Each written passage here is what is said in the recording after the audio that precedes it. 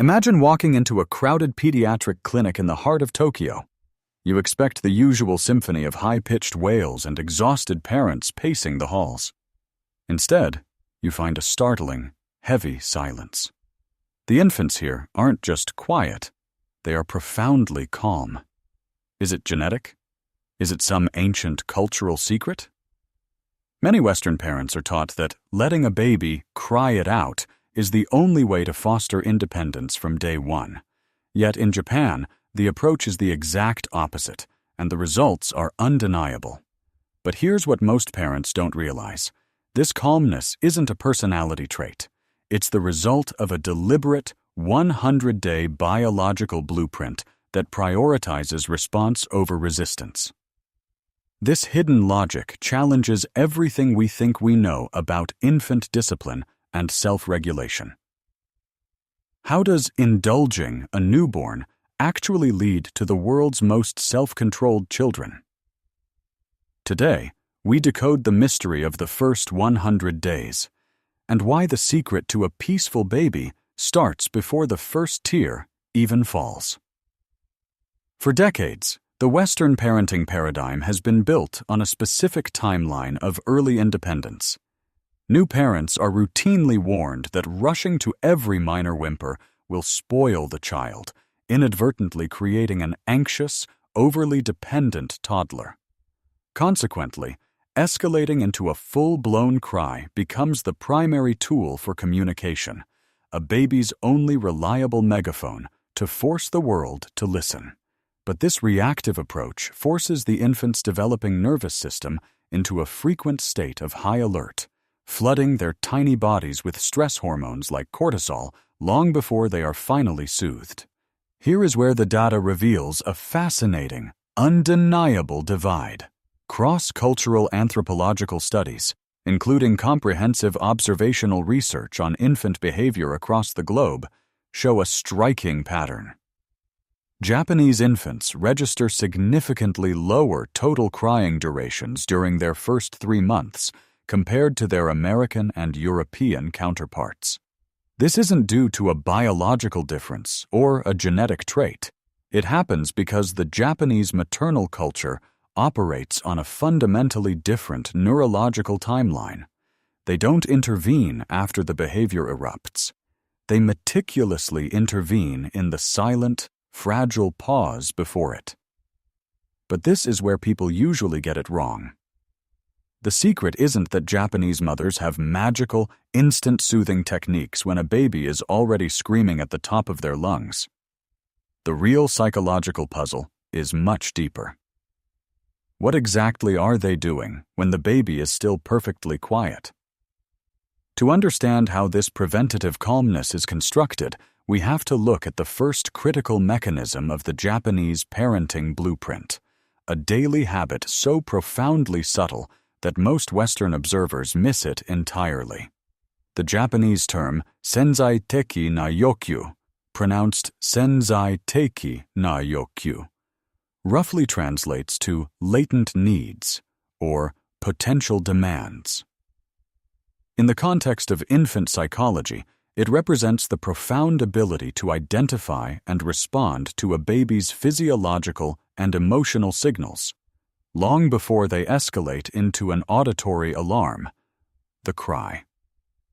In many Western households, parents are frequently cautioned against rushing in too quickly. The prevailing fear is that immediate responses will condition the infant to become overly demanding or incapable of self-soothing. Thus, the standard cultural advice is often to wait until the baby is definitively crying before intervening. But what looks like excessive pampering on the surface is doing something much deeper to the infant's developing brain. When a baby is forced to escalate to a full-blown cry to have their needs met, their sympathetic nervous system is aggressively activated, flooding their tiny body with stress hormones like cortisol and adrenaline. They are, quite literally, practicing a biological stress response. Conversely, the Japanese maternal approach targets the pre-cry window. Mothers respond to the subtle grunts, the shifting gaze, the rooting, or the sudden clenching of tiny fists.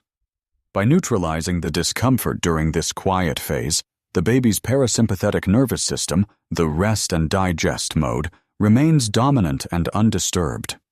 Developmental research strongly supports this preventative intervention. Studies indicate that infants whose early, subtle cues are consistently answered spend significantly less total time in high-distress states by the time they reach 3 months of age. Their brains are neurologically wired to understand that safety is a guaranteed baseline, not a prize that must be won through screaming. Have you ever stopped to consider that by forcing a baby to wait until they cry to get our attention, we might actually be training their brain to default to panic? Applying this concept in reality doesn't mean hovering over a crib in a state of high anxiety. It means shifting the parenting focus from stopping the crying to observing the quiet. It is about learning the unique physical vocabulary a child uses right before the storm hits. But here's what most parents don't realize. Anticipating a baby's needs with such precision sounds utterly exhausting. If a mother had to stare at a crib all day to catch these subtle cues, she would burn out immediately. So how do Japanese parents achieve this high level of anticipation effortlessly? They don't do it by simply looking. They rely on a completely different physical mechanism that rewires the very concept of personal space. The Japanese concept of skinship, a portmanteau of skin and kinship, and the traditional practice of onbu, carrying a child on the back, represent much more than just a method of transportation. Together, they establish the constant physical baseline, the default living environment for a Japanese newborn.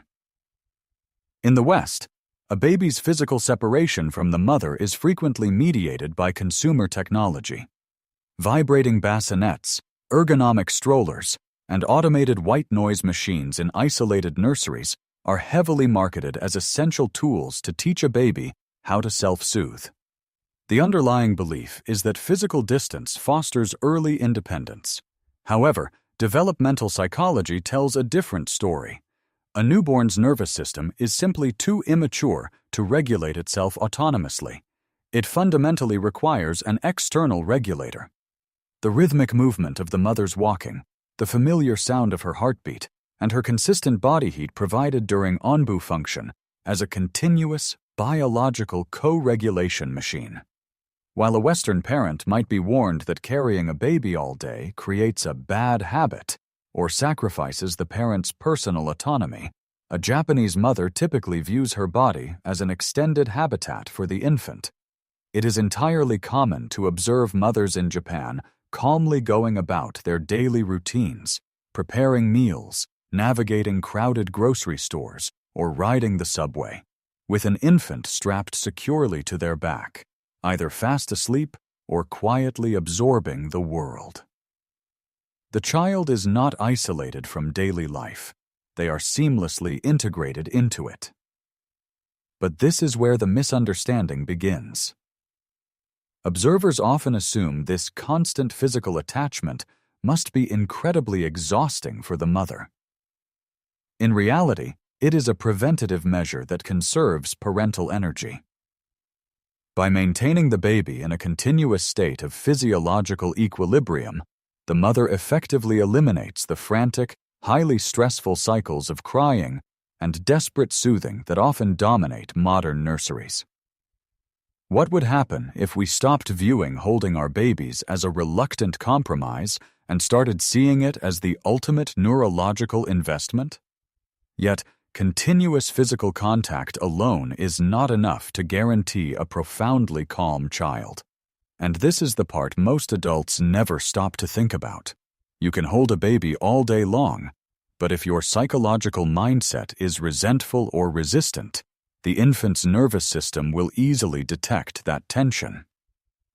To make this physical closeness truly work without breaking the parent's sanity, Japanese parents rely on a deeply ingrained psychological anchor, a concept that completely defies Western definitions of independence and maturity. The Japanese concept of Amae, pronounced ma-e, is a psychological notion without a perfectly accurate translation in Western languages. At its core, it means secure dependence, or the desire for unconditional love and protection.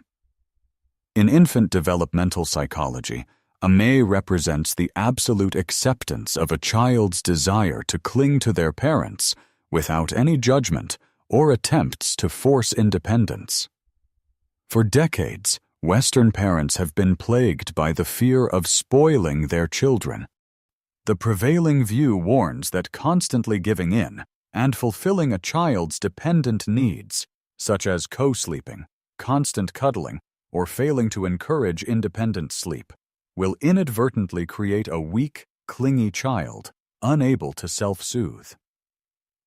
But what might initially appear as a superficial indulgence is actually performing a far deeper neurological task. From the perspective of attachment theory, true independence can never be forged through deliberate physical separation. It must germinate from a feeling of absolute security.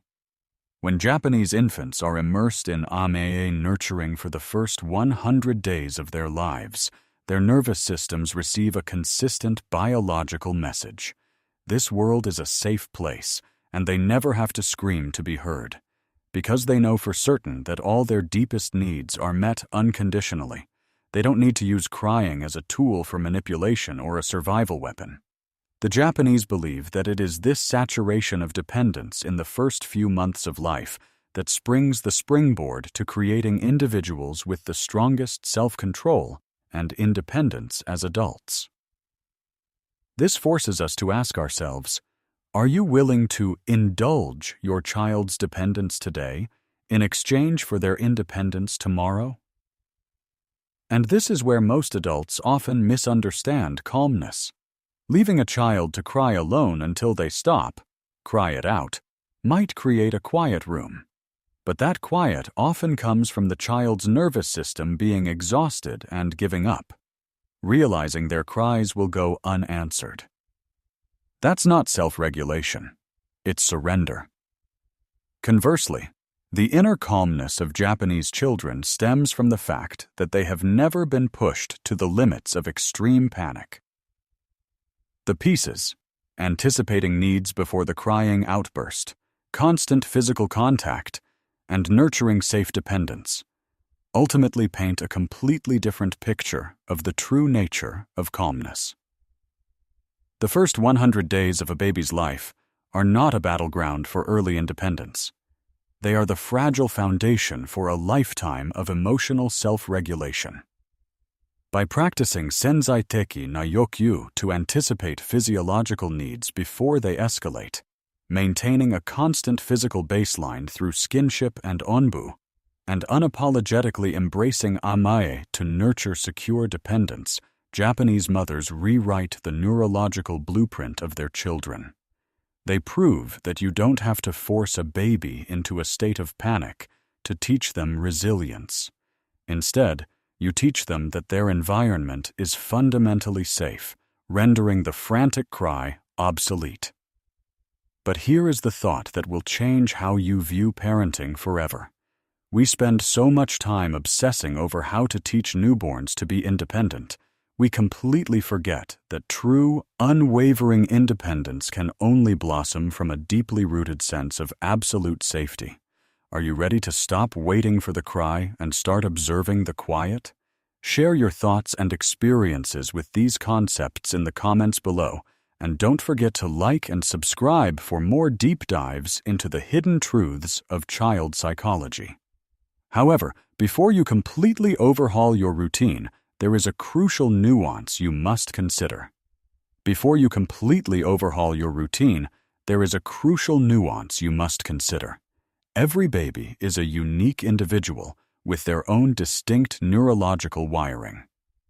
While the concepts of anticipation, skinship, and IMAC are powerful developmental tools, they are not medical prescriptions.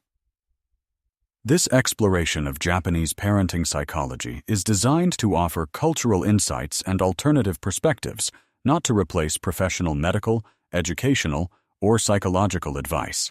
If your baby is experiencing prolonged, inconsolable crying, always consult with your pediatrician to rule out underlying health issues.